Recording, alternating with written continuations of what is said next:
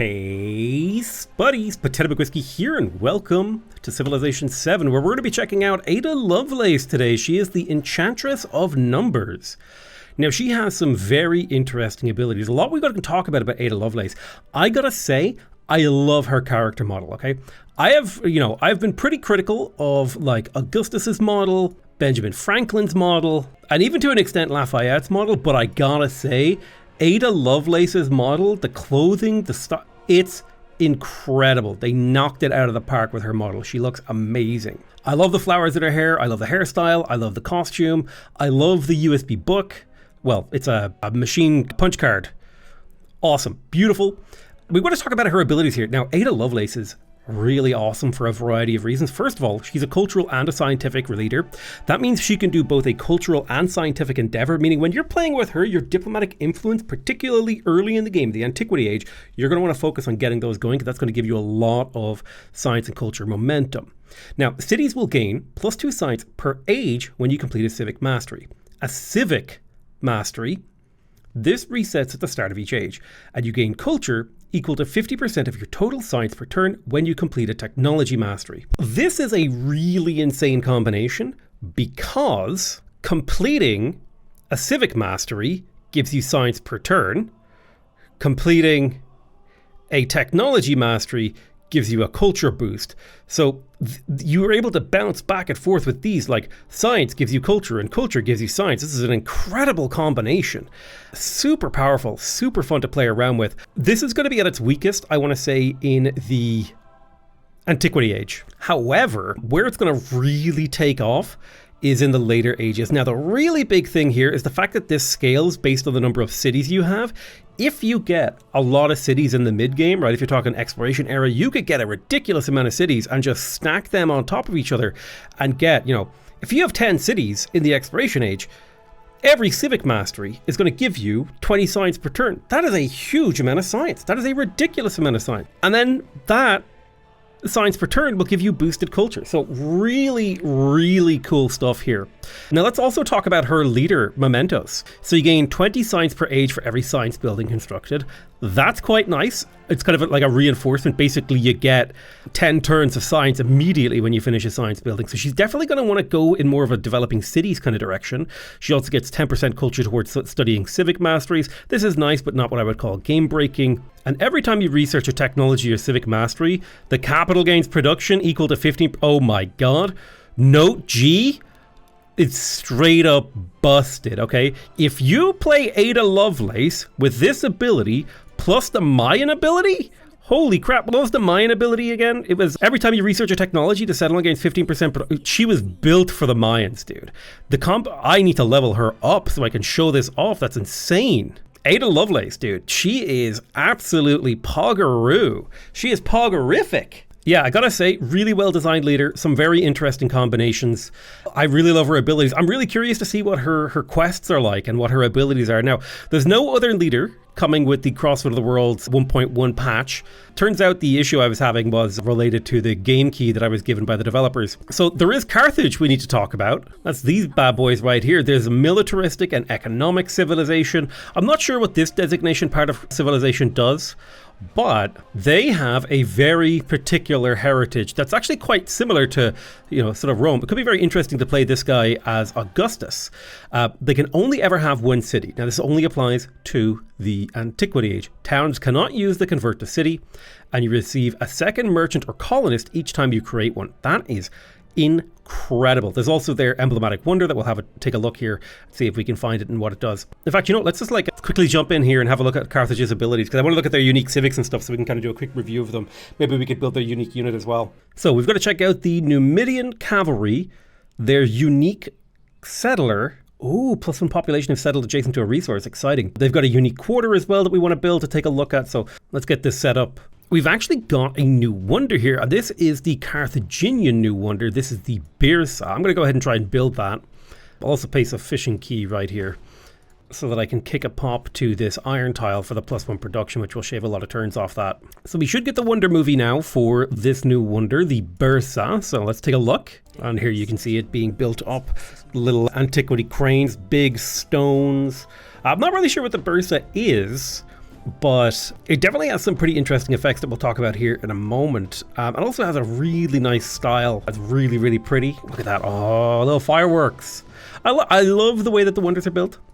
I do think that the Civ 6 Wonder movies were a little bit better. So the Bursa gives you +2 gold, and trade routes from this settlement cannot be plundered, and all tiles in the city that are adjacent to coast and eligible for walls receive a wall. Interesting. Very cool. I'm kind of curious to see if I build a thing here, will it get walls? Do I need to build a wall in my capital first? Do I need to unlock walls? So interestingly, I just built a settler here, a colonist, and I actually got 2 of them. I do quite like that ability. It's very exciting, and like maybe I should settle beside this gold, because if I settle beside a resource, I get bonuses. I could also settle beside this iron, which feels equally reasonable and valid. I really like the idea of getting 2 settlers. Like, that's a huge tempo increase, especially if you have the expansionist point, right? That's giving you a 25% production boost towards settlers. If that's applying, you're getting settlers 250% faster or whatever. And interestingly here, something I'm noticing about this patch is it seems to be that it is cheaper to do endeavors with somebody you have a good relationship with already, which is kind of an interesting idea. One of the first abilities that we've unlocked here is the Wisdom of the Tanit, which is giving us +15 sea trade route and +3 gold in the capital for every trade route from the capital. That is really dang nice, because you look at this trade range, man, that is kind of insane. That will give 12 gold to my enemies, but that's going to give me so much as well. Now I'm wondering, is that +3 in the capital appearing from somewhere? Yeah, so I think it's coming in here, and so we're getting this multiplied. So that should mean it will get hit by any gold multipliers in the city, which is kind of exciting and interesting. Oh wow, and I've never seen this before. Unassigned resources actually give you a small yield bonus. So if I plug this gold in, I should go down to 13 gold. So you get +1 gold and happiness when a resource isn't assigned. So if you don't have enough slots, oh wow, I can see there being some times when you don't want to assign your resources. That is a very interesting idea, and I like that change. It wasn't in the patch notes, as far as I can tell. All right, let's plonk this colonist down. And something I'm quite interested about is also if you go the expansionist tree as Carthage, if you get this expansionist point, like there's a really interesting Ibn Battuta buff here, where you'll actually be able to get 3 pop in your towns the second you settle them beside resources, which is quite a powerful bonus, honestly. +1 specialist cap in Carthage. That's insane. Carthage is going to be able to go for really early specialist gameplay. That is a super interesting gameplay style, honestly. There's a lot of very interesting things about Carthage. So we've just finished unlocking ship sheds, which does give you +1 movement in naval units. It also gives you access to the Bursa if you didn't go for a fishing boat opener. And then we also get access to the Kothon. So let's go ahead and take a look at our unique district. Now that we've unlocked this here, we've got the Punic Port. If you build the Kothon and the dockyard in the same tile, oh, that's a +7. Holy crap. That is a +7 production water building in the Antiquity Age. That is crazy good. So it has a baseline of 2 production. It is a production building, so Benjamin Franklin's going to love this too. It has water-based production adjacency, but it has to be built on water. So you're probably only ever going to get like 2 to 3, depending on if you get coastal wonders. It doesn't do anything unique except for produce production. Then you've got the dockyard, which is a gold building with food adjacency that is ageless. And I think the really unique thing about these buildings is that they can be purchased in towns. Both the Kothon and the dockyard can be purchased in towns. That combo, like this civilization screams Augustus Caesar to me. Everything about them just sounds very, very Augustus. Now the Punic Port increases the number of resources that can be assigned to the settlement by 2. That's really powerful, especially if you're going in an economic victory direction. This is like a really, really powerful combo. So many abilities work really well with this. So we've kind of covered their infrastructure. I would like to build them so that we can kind of get a look at the visuals. But let's talk about their unique abilities. Okay, so we're going to talk about the 15 sea trade route and the 3 gold in the capital. That is insane. It's super good. It's going to enable so much economic shenanigans in this age. In fact, I kind of want to show that off really quick. So when we build 1 trader, we actually get 2. So we have 100% production towards traders in effect, but it's even better than that because I don't know if traders go up by twice as much. So you're going to be able to get these trade routes like crazy, which is really exciting for a civilization like this. Then we've got the +3 resources can be assigned to the capital. Again, that's really going to help you with going for the economic legacy in the Antiquity Age. Ship sets gives you movement to naval units. That's quite nice. You've also got the +1 range for naval units. You're going to be able to dominate the seas as Carthage. The Sicilian Wars gives you +2 settlement limit. That's insane. And then the Sicilian Wars Mastery gives you movement and sight to your Numidian cavalry, as well as +1 codex slot in towns with a trade outpost focus.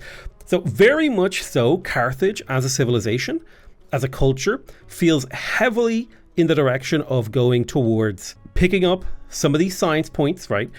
Definitely getting the economic things. And then by nature, it really does go for all three of these, military, science, and economic. It doesn't really have any bonuses towards the cultural side of things. Like, we don't have any wonder construction bonuses. There's no culture bonuses to unlock wonders faster. So definitely going to be an area where this culture falls behind, like the Civ falls behind, is on the cultural focus. But those other three, it has great bonuses towards. Now, let's also take a moment here to talk about the unique traditions. So we've got Gaulos here, which gives you a 25% gold purchasing boost towards buildings that are on coast or navigable rivers. That is an excellent sim bonus that's going to allow you to get your buildings up faster on those coast or navigable river tiles. You're going to get your fishing piers up. You're going to get your bridges up, your shipyards, even your dockyard and your Kothon are going to be cheaper to purchase with this. So this is fantastic. And then you've got the Quinquireme, which gives you 25% gold towards purchasing naval units and -1 gold maintenance for naval units. This is going to be great all throughout the game. This is a pretty natural transition into Spain here too. Even playing Isabella, you could do some really interesting naval purchasing strategies here. Very strong. And then Sophites gives 20% gold from mining towns and 20% food from fishing or farming towns. That is a fantastic bonus.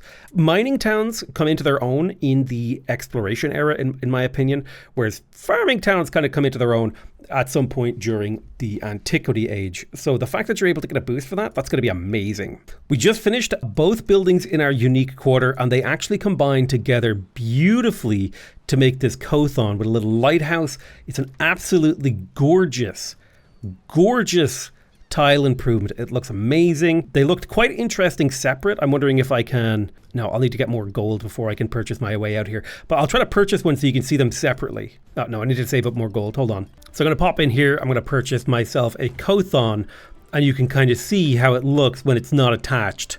But when you build the two of them together, you get this beautiful sort of water fortress. And one of the really interesting and unique abilities of Carthage is the fact that we have so much specialist limit this early into the game. Like, I could place these down on top of this district. That's 2 production right there, as well as 2 science and 2 culture, which is a 10% increase. Now, I do think that it might be better for me to get my other resource tiles, but there are times where this might be the way that you want to go. I gotta say, from just taking a couple of minutes just to examine their abilities and investigate them and see how they work, I am curious as to how this building looks when you build a fishing quay in a tile with it. So it looks just pretty standard, right? It's like, yeah, you get a building here and a building here. You don't actually get the unique district that you get with this thing. And then if we buy the dockyard here, you can see similarly, it just kind of hangs out there on its own. Whereas when you build them together, the dockyard plus the Kothon, you get that beautiful combination of the two. They fit together so perfectly, forming an incredibly interesting and powerful shape from certain angles. So we've got the Numidian cavalry here that can only be purchased and are more expensive, but they get +1 combat strength for each unique resource assigned to your capital, and they ignore zone of control. That is quite powerful. They've got these kind of like zebra shields that are really beautiful. If I can get a good angle, look at that. Those are majestic, and they are quite powerful. If you look here, the slam strength here, we're looking at +5 combat strength on this cavalry. That is pretty damn strong. And I haven't really tried to diversify the resources in my capital. I could easily get a couple of more points of combat strength in here, especially if I was getting more resource slots. Very cool. So I gotta say, Carthage, very cool and exciting civilization. Really looking forward to actually getting a chance to play them. But they're not the only civilization that have been added in this patch. No, we've actually got Great Britain here. Now, Great Britain has the Workshop of the World ability, so they get 25% gold towards purchasing buildings and 25% gold towards constructing buildings. This very much so speaks to me in a scientific path. Building a lot of buildings is really good. Converting towns to cities is more expensive, but building up those cities is easier. Very, very interesting set of abilities there. Now they have the Revenge. It's a unique heavy naval unit. Enemy units and tiles adjacent to the target take 25% of the total damage done to the target. So they It has a little bit of splash damage. We've got the Antiquarian, which is a unique explorer for the British that gives you +5 culture for every tile from your capital when you use the excavate artifact ability. You've got the Financial Center, which is the British unique quarter. Let's go ahead and check out these things in game real quick. Kind of get a vibe for them. So let's take a quick look at these. What is Great Britain's associated wonder? The Battersea Power Station. Let's take a look at that. Where is that in the culture tree? So it's right there. It gives you +4 production, and you receive a second naval unit each time you train a naval unit. That's quite powerful. Now, where is that in the tech tree, I'm wondering? Probably electricity, right? Yeah, electricity mastery. So definitely if you want to go naval direction, you go for electricity mastery now that Great Britain is in the game. That's quite exciting. The game is shaping up to be a little bit different. If we have a look at some of these Great Britain civics though, so the Royal Exchange gives you +5 gold, and it gets gold based on adjacent quarters and wonders. That's quite nice. So plenty of gold coming from Pax Britannia. Then the mastery here is the manufactory, which gives you +5 production and +1 production for each adjacent resource, as well as +1 gold for each adjacent navigable river and +1 production for each adjacent wonder. Also, Pax Britannia gets +3 production to settlements for every factory resource assigned to them. That is really powerful. Your factory towns are going to pop off. If you can get 5, 6, 7 of the same factory resource in a single town, you're going to be getting like, what, 15 to 30 production, 5 to 10 resources. That's really, really powerful. You're going to want a lot of resource slots. The Society of Antiquaries gives you +1 movement to your civilians. That's going to apply to your explorers and your archaeologists. You've also got +4 culture in cities with both a great work and a resource slot. That one doesn't seem so strong. Chartered companies, +3 gold on each building in towns. Now that is really strong. That is insane. You're going to generate so much gold with that. +1 resource capacity in settlements with a port. I believe a port is a modern building, or maybe a port is it's this here. The port increases the number of resources. Gotcha. So you're just going to get more resource capacity from ports. Then you've got splendid isolation. At the start of the turn, if you have positive or 0 gold per turn, units receive +3 combat strength. Oh. So having lots of money, at least not being broke, makes your unit stronger. And you get 5% gold in towns, but -5% gold in the capital for every alliance. I'm not sure how to parse that, but it looks interesting. Does that mean for every alliance I get a 5% gold boost in my towns? Or does it mean just a 5% gold boost in my towns, but I lose gold in my capital for every alliance I have? Curious. So I gotta say, very much so feeling the Great Britain push towards their sort of economic direction and militaristic direction. So here's our unique unit, the Antiquarian, and we can still do the normal sort of research artifacts action. It seems to have created an artifact all the way over here. So it does just look like this is just a unique explorer that gives you a little bit of extra culture when you excavate artifacts. It seems like a neat thing. And so now here's the new ability, +1 sight range on explorers and excavate on natural wonders. Okay, so this is the new map mode they were talking about. We've got this natural wonder that we can dig up stuff on. It's quite exciting. Can I see another natural wonder perhaps that we could do the same on? Oh yeah, over here. Very cool. And another one up here. That is quite interesting. Definitely they've done some significant updates. So I've just built our unique quarter, the Financial Center, which gives you +2 gold for every connected settlement to this city, which is great on water because water is always connecting settlements. But you can see here, right now it's not making that much gold, right? 6 gold per turn, but it will make more over time. It's quite a beautiful district, and it is really nice because it does give you production and gold. So definitely I quite like that. That aspect of the British civilization is quite interesting so far in my experience. I'm going to purchase the Royal Exchange right here, and you can kind of see that this sort of pokey building is the Royal Exchange in the unique district, and then the industrial center here must be the building to the side. So that's how it looks on its own, right? It takes on this sort of like a financial center look. Fits in there nicely. It's got an interesting shape. I like the glass roof. And so now if I purchase the manufactory on a different tile, you can see how it looks on its own. I do think they look better when they're placed in the same district. I like that the buildings take on this beautiful sort of tinted copper roof effect. And you can see that +1 movement actually does matter when you're exploring with these antiquariums. I managed to get to this excavate artifact place faster than the AI. Which is really, really nice. So I do think that it matters. I think it is going to be helpful to get those antiquarians around the map a little bit sooner. So the UK, Great Britain are going to be a little bit better at that victory condition. Now I can't especially tell if the revenge looks particularly different from any other battleship that I've seen in the game. I mean, it looked cool. I don't know if it looks different. I don't remember what they look like, but it does have extra splash damage, and honestly, they already look really awesome. So I think, you know, taking the British abilities at their face value, I think they're relatively powerful, and they're relatively fun, and they're relatively unique. I think that they work really nicely, in my opinion, towards a culture victory, and possibly even a economic victory, but they also do really well on the science side. Honestly, they kind of do everything really well, with a bit of a lean towards culture and economics, but they are quite good in all these other areas as well, particularly if you've got Ada Lovelace, who's pretty well rounded. Yeah, very exciting, very interesting. I'm very curious to get a game in as Great Britain. Perhaps we might even do a late start game. The game honestly feels the most balanced when you don't connect the ages. But yeah, I hope you guys enjoyed this first impression of the Crossroad of the World's new content. I love you all very much, and I'll see you guys next time. Bye-bye!